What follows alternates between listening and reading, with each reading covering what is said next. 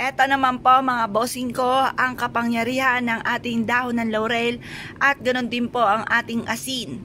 Ito po ay isa sa mga subok na napakaswerte mga bossing. Isa ito sa paborito ko na napakaswerte. Pwede kang maglagay ng ganito sa may hagdanan po ninyo, or kaya po sa pagkainan, or kaya po mga bossing ko ay sa inyo pong altar. Ito po mga bossing ko, isa ako sa magpapatotoo na napakaswerte ng kapangyarihan ng asin at ganun din po mga bossing ko ang ating dahon ng laurel. Ang dahon ng laurel ay isa sa mga subok na nagtataboy ng mga kamalasan at humahatak ng maraming swerte.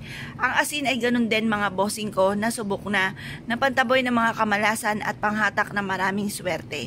Proven po ito na napakaswerte. Mag-wish ka lamang po dito, humanap ka sa gawing silangan ng mga bandang 6:30, alas 7 at matatapos ang pagbibilad hanggang alas 8 lamang po ng umaga.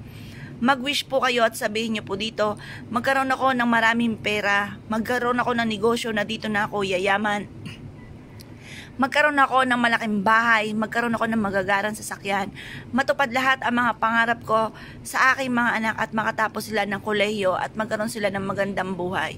Malayo sa anumang kapahamakan, gumaling sa karamdaman, ganun po inyo po mga pagwi-wish. Walang gamit na sana, direct to the point. At pagkatapos ay ibilad nyo ito sa sinag po ng araw. At ito po ay makakatulong upang sa ganon ma-energize at mas maging powerful. Hanggang alas 8 lang po ng umaga. Pagkatapos, ilagay nyo po ito sa inyo pong altar, pwede rin sa center table, sa hapagkainan kung saan ka nakain, sa likod ng pintuan or bago pumasok ng inyong pintuan ay pwede rin po ito. Basta ang ating asin ay hindi matutunaw. Kapag natunaw ang asin, marami po yung mga nahigop na negatibong enerhiya. Kaya ang gagawin nyo lamang mga bossing, yan po ay papaltan nyo po ang tubig, itapon nyo na rin ang dahon ng laurel, paltan nyo po muli mga bossing. Ako po mga bossing ko ay gumawa ng ganito, ay sunod-sunod na ilang buwan na lagi natutunaw ang aming asin. Pinagtiyagaan ko lamang po siya mga bossing ko hanggang dumating na ang punto na kahit isang taon na nakakalipas ay hindi natutunaw ang asin. Bagamat ang ibabaw ay tumitigas, pero kapag hinalo nyo ito ng kutsara, malambot pa rin ang pinakailalim po nito. Ngayon po mga bossing, ang dulot nito ay napakaswerte. Kaya huwag ka magpapawala ng ganito sa loob ng inyong tahanan.